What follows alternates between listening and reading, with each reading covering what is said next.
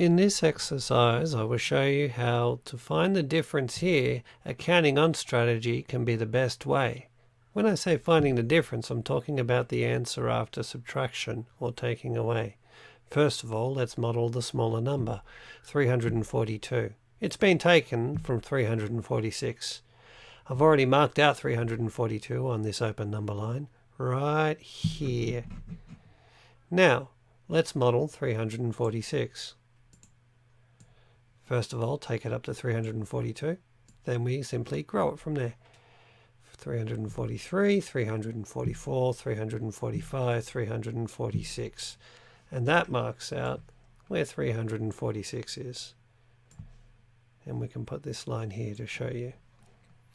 So, now you can see that the two numbers are different. You can see this area here. We call that area the difference. There you go. So that area there is called the difference. I'll highlight it so you can see it a little bit better. That is the difference, that area there. Now we can find that difference, that area, simply by subtracting, which is after all what we're doing, isn't it?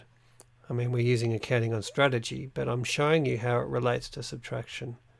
First of all, I'm going to recreate that length there and that length here. Then I'll subtract one shape from the other. And here's the piece we have left over, this part here.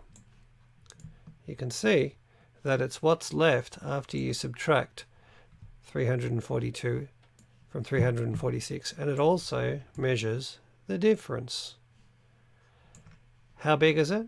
Well, we can simply count it. 1, 2, 3, 4. The difference there is 4.